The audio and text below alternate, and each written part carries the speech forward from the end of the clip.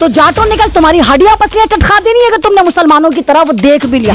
ये मेरे जाट भाई बोलते हैं कि जय श्री राम का नारा लगाते हो और तुम हिंदू नहीं हो, तुम आतंकवादी हो। कमाल भी इनको ही जाता है भगवा चड्डियों के, वहां पर जाके इन्होंने अपनी चड्डियां फाड़ी, वहां पर जाके जो उन्होंने दंगे हिट करके मुसलमानों के घर के नौजवानों को, युवाओं को, बच्चों को 1000 से ज्यादा घरों को तोड़। जाट भाइयों ने दिखाया कि नहीं, मुसलमान अनाथ नहीं है, हम हैं उसके। जाटों ने कहा कि ये छोड़ो ड्रामेबाजी, जय श्री राम का नारा जो तुमने आतंकी यहाँ करके रोकर ये कह रहा था बचाओ मुझे जाटो, जाटो आओ हमें बचाओ। उनको लगा था कि अभी हम जो है दंगा भड़का देंगे, बाद में जाट हमें आके बचाएंगे और मुसलमानों को पकड़ देंगे। भारतीय जनता पार्टी के लुच्चे लफंगे नेताओं ने कहा था ना, ये हिंदू नहीं, ये जाट लड़ रहे हैं। जाट फर्जी साधवियां तमाम ये नारंगी गुफा से भागे हुए आतंकवाद जो है, ये क्या कह रहे थे ना, ये किसान नहीं है, जाटों का आंदोलन है, किसानों का आंदोलन है।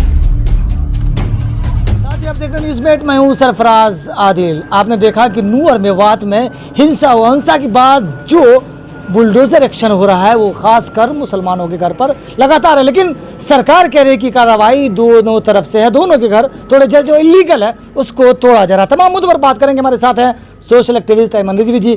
क्या कहेंगे मेवात हिंसा के बाद जिस तरह से वहाँ माहौल बना और उसके बाद सरकार का बुलडोजर मुसलमानों के घर पर? देखिए, आपने कहा कि माहौल बना, जनाब माहौल बना नहीं, माहौल बनाया गया। आप ये कहिए कि जिस तरह इन लोगों की एक भद पिट रही थी, इन लोगों को हर जगह टारगेट करा जाता और मणिपुर पर इनकी चढ़ियां फट रही थी, बेनकाब हो रहे थे। इन्होंने सोचा कि मणिपुर से दिमाग हटाने के लिए वो कौन सी स्टेट है जहां पर हम मतलब पूरी दुनिया का दिमाग वहां लगा दे। तो इनको नजर आया कि हरियाणा, और हरियाणा में रिसेंटली इलेक्शन भी होने वाले हैं, और हरियाणा नूह मेवात जहां पर अक्सरियत मुसलमानों की है, वहां पर मैं ये नहीं कह रही कि मेरे नॉन मुस्लिम भाई नहीं रहते, वो भी रहते हैं, लेकिन आप ये देखिए कि सन 47 के बाद जिस स्टेट में, जिस इलाके में आज तक कोई दंगा नहीं हुआ, ये कमाल भी इनको ही जाता है भगवा चड्डियों के। वहां पर जाके इन्होंने अपनी चड्डियां फाड़ी, वहां पर जाके जो उन्होंने दंगे भड़काए और जिस तरह मुसलमानों को फिर बर्बाद करने के लिए एक तरफा कार्रवाई करते हुए मुसलमानों के मकानों को वहां तोड़ा जा रहा है, डेमोलिश करा जा रहा है। और शायद आपको पता हो, आप भी एक पत्रकार हैं, कामयाब पत्रकार हैं, जिस तरह पंजाब हाई कोर्ट ने कहा कि ये जो कार्रवाई करी जा रही है ये नस्लकुशी है। नस्लकुशी का मतलब आप समझते हैं, जनोसाइड। खुद हाई कोर्ट कह रहा है कि एक वर्ग विशेष यानी मुसलमानों के खिलाफ ये नस्लकुशी है, ये नरसंहार है, क्योंकि चिन्हित करके मुसलमानों को मारा गया, चिन्हित करके मुसलमानों के खिलाफ FIR करी गई, चिन्हित करके मुसलमानों के घर के नौजवानों को, युवाओं को, बच्चों को उठाया गया और उन पे बर्बरता के तमाम रिकॉर्ड तोड़ दिए गए। उसके बाद भी ये सरकार यही नहीं थमी, जिस तरह चिन्हित करके 1500 से ज्यादा घरों को तोड़ दिया गया, होटलों को तोड़ दिया गया, दुकानों को तोड़ दिया गया, दुकानों को लूटा गया। उनमें ज्यादातर दुकानें 99.9% मुसलमानों की थी। 2-4 दुकानें जो मेरे नॉन मुस्लिम भाई की थी वो भी इसलिए नहीं, दिखाने के लिए नहीं, वो किराएदार थे मुसलमानों के। दुकान तो तोड़ रहे थे मुसलमानों की, लेकिन वहां पर 4-5 दुकानें ऐसी थी जो नॉन मुस्लिम भाइयों की किराए पे ले रखी थी, वो चला रहे थे, उनको भी तोड़ दिया गया। और अब आप ये देखिए कि जिस तरह तमाम समाज एक साथ आ रहा है, शायद आपने एक शेर सुना हो और इन्हीं माहौल के अकॉर्डिंग है, और ये होना चाहिए पूरे भारत को। ये मेरा मैसेज है आपके चैनल पर कि प्यार से बढ़कर नहीं दुनिया में कोई रोशनी, प्यार से बढ़कर नहीं दुनिया में कोई रोशनी, पी गए ये रोशनी तो आईना हो जाओगे। गुफ्तगू मीठी करो, हर एक से झुककर मिलो, गुफ्तगू मीठी करो, हर एक से झुककर मिलो, दुश्मनों के वास्ते तुम दिलरुबा हो जाओगे। ये सेम कंटेंट जो मेरे वहां पर जाट भाइयों ने दिखाया, जाट भाइयों ने दिखाया कि नहीं, मुसलमान अनाथ नहीं है, हम हैं उसके भाई, क्योंकि मुसलमान भी उसके हमेशा भाई बने। जब किसान मूवमेंट था तो मुसलमान बढ़ चढ़ के हिस्सा ले लेते। जब मेरे जाटों की बेटियां, किसानों की बेटियां, पहलवान बेटियां जंतर मंतर पर बैठी थी, तो मुसलमान कम्युनिटी और मैं खुद लगातार जंतर मंतर पे अपनी बहनों की आवाज उठा रही थी। तो जाटों ने कहा कि ये छोड़ो ड्रामेबाजी, जय श्री राम का नारा जो तुमने आतंकी बना दिया। तमाम जाट कह रहे हैं कि जय श्री राम का नारा लगाते हो और तुम हिंदू नहीं हो, तुम आतंकवादी हो। ये तमाम आप देखिए कि जाटों के पोर्टल पर चल रहा है। जाट जिस तरह रोक रहे हैं, अभी भी कह रहे हैं कि दोबारा हम फिर ये यात्रा निकालेंगे। तो जाटों ने कहा तुम्हारी हड्डियां पसलियां चटखा देनी है अगर तुमने मुसलमानों की तरफ देख भी लिया। ये मेरे जाट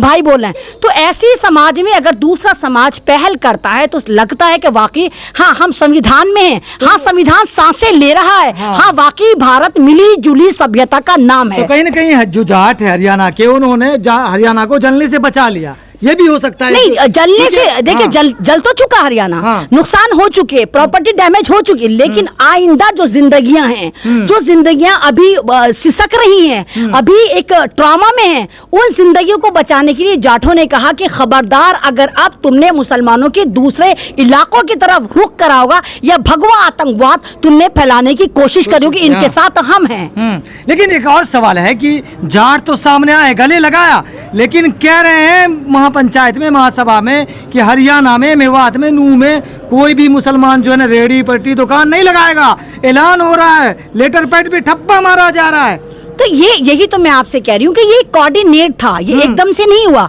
15-20 दिन पहले से वो बदरंगी, एक वो दूसरा मानेसवर और दूसरे चवन्नी चोर, ये भगवा आतंकवादी, ये तमाम के तमाम जिस तरह फेसबुक लाइव कर रहे थे, मुसलमानों को चैलेंज कर रहे थे, और वो बिट्टू बजरंगी जो है, जिसको मैं कहती हूँ कुत्ता बजरंगी जो है, वो कह रहा था तुम्हारा दामाद आ रहा है, हार फूल लेकर तैयार है ना। और दामाद और जीजा एक ही हो गया कि सुसर को कह रहा था, मतलब बुढ़ा तो दामाद, मुसलमानों का दामाद बनने को तैयार था। और जब इसका स्वागत उस तरह नहीं हुआ जिस तरह ये चाहता था, ये चप्पल छोड़ के भागा, अपनी जान बचाकर भागा, तो बाद में हाँ यहाँ करके रोकर ये कह रहा था, बचाओ मुझे, जाटो जाटो आओ हमें बचाओ। उनको लगा था कि अभी हम जो है दंगा भड़का देंगे, बाद में जाट हमें आके बचाएंगे और मुसलमानों को पकड़ के कूदेंगे। मैं तुम्हारा गुलाम नहीं हूं कि मैं हर जगह देखो, जाट को भी आप पागल समझते हैं क्या? जब 2013 में मुजफ्फरनगर दंगे हुए तो इन्हीं आतंकियों ने बोला था ना, जाट और मुसलमानों की लड़ाई है। जब आपने देखा कि जाट आंदोलन चल रहा था हरियाणा में 2016 में, तो इन्हीं आतंकवादी संगठनों ने और भारतीय जनता पार्टी के लुच्चे लफंगे नेताओं ने कहा था ना, ये हिंदू नहीं, ये जाट लड़ रहे हैं, जाट। अभी आपने देखा किसान मूवमेंट बैठा था तो क्या चल रहा था, तमाम ये इनके भगवा अर्जी फर्जी साधनियां, तमाम ये नारंगी गुफा से भागे हुए आतंकवाद जो है, ये क्या कह रहे थे ना, ये किसान नहीं है, जाटों का आंदोलन है, किसानों का आंदोलन नहीं है, ये फर्जी किसान है, एनएडियन है, कैनेडियन है। और इनको सपोर्ट कौन कर रहा था? पूरा भारत कर रहा था, मुस्लिम समाज कर रहा था, मेवात वाले कर रहे थे, नूह वाले कर रहे थे, उत्तर प्रदेश बिहार वाले कर, उल्टा हम भी कर रहे थे, आप तमाम लोग कर। उसके बाद आपने देखा कि मेरे जाठों की बेटियां, वो जो भारत के लिए गौरव थी, जो गोल्ड मेडल लेकर आई थी, वो जंतर मंतर पे 2-2 बार आकर बैठी, तब भी इन्होंने, तमाम इनकी महिला नेत्रियों ने कहा कि ये झूठ बोल रही हैं, ये मक्कार हैं, ये इल्जाम लगा रही हैं और ये जाट हैं। तो जब तुम जाट को हिंदू मानने को तैयार नहीं, तुम जाट को भारतीय मानने को तैयार नहीं, तुम जाट को क्लासिफाइड कर रहे हो कि ना ये भारतीय नहीं है, और कोई भी मुल्क में कोई माहौल खराब होता है तो जाट या मुसलमान जिम्मेदार होता है। अब जब तुम्हारी फटने लगी, जब तुम्हें लगा कि तुम्हें वो रिजल्ट नहीं मिला तो तुम्हें मुसलमानों को मारने का चाहिए था, तुमने तो सोचा था कि हम जंगल राज बनाएंगे और बिल्कुल ऐसे ही करा गया। अगर आपको याद हो, जिस तरह गुजरात को जलाया गया था, जिस तरह गोधरा कांड बनाया गया था, इनको लगा था कि गोधरा कांड पार्ट 2 बनाएंगे हम और मुसलमानों को चिन्हित करके हम 5-6 दिन तक मारते रहेंगे, काटते रहेंगे, जाट हमारे फेवर में आएंगे, गुज्जर हमारे फेवर में आएंगे और ये भगवा आतंकवादी तो हमारे साथ हैं, ये जो फर्जी जय श्री राम का नारा लगाते हैं और किसी को भी मार देते हैं। लेकिन जिस तरह जाटों ने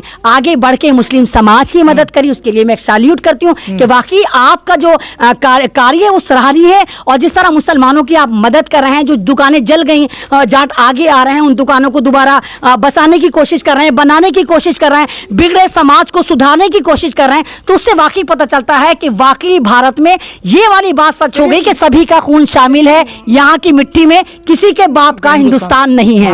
लेकिन सवाल ये है कि जिस मोनू माने सर पे बिट्टू बजरंगी का आरोप लगा, लेकिन हरियाणा पुलिस तो बहुत दिनों से, राजस्थान पुलिस भी ढूंढ रही है, हरियाणा पुलिस भी नहीं, ये पुलिस की क्या गलती है? ये आप कह रहे हैं, अगर भाई कहने की बात है, पुलिस वाले अगर अपने पे आ जाए, कब्र से मुर्दा ढूंढ लाते हैं, ये कब्र से मुर्दे को ढूंढ लाते हैं, जिंदा नहीं ढूंढ के लाए। मोनू मानेसर लाइव कर रहा है, मोनू मानेसर पुलिस के साथ मिलकर काम कर रहा है, मोनू मानेसर पुलिस की ऐसी ऐसी टेक्निक वाली बंदूकें इस्तेमाल कर रहा है, मोनू मानेसर पुलिस की गाड़ियां इस्तेमाल कर रहा है, मोनू मानेसर पुलिस के संरक्षण में चल रहा है, और आप कह रहे हैं कि क्या नाम है, हरियाणा की पुलिस मोनू मानेसर को नहीं ढूंढ पाई। भाई ये नहीं है क्योंकि उत्तर प्रदेश की पुलिस हो चाहे हरियाणा की पुलिस, बल्कि ये डबल इंजन की सरकार जहां पर है, चाहे वो मणिपुर की हो, वहां पर ये तमाम पुलिस वाले जो हैं, ये सरकार के हाथ की कठपुतली बन जाते हैं। सरकार जिसको ऑर्डर करती है उसको मारते हैं, वहां पर ये बंदूकें भी दे देते हैं, ये नहीं देखते कि सामने वाला आतंकवादी है, और इससे समाज में अराजकता फैलेगी। लेकिन तमाम मुद्दों के बाद जिस तरह से संसद में कल प्रधानमंत्री थे, लेकिन एक लफ्ज नहीं बोला हरियाणा मेवात हिंसा तो पे आपको एक शब्द आपको आपको लग रहा था कि वो देश के प्रधानमंत्री बोल रहे हैं, आपको तो ऐसा लग रहा है कि कपिल मिश्रा शो चल रहा है, वहां पर कॉमेडी हो रही है, आपको लग रहा था कि एक सेंसिबल प्रधानमंत्री जो रिस्पॉन्सिबल है, जिसको बाकायदा बुलाया गया है, जिसके लिए बाकायदा खुशामद करी गई कि संसद में आओ आने चाह रहे संसद थे। आओ, हाँ। वो संसद आने को तैयार नहीं थे। प्रधानमंत्री जिस संसद से चुने गए, जिस संसद के लिए चुने गए, वो कहते ना संसद के अलावा मैं हर जगह पाया जाऊंगा।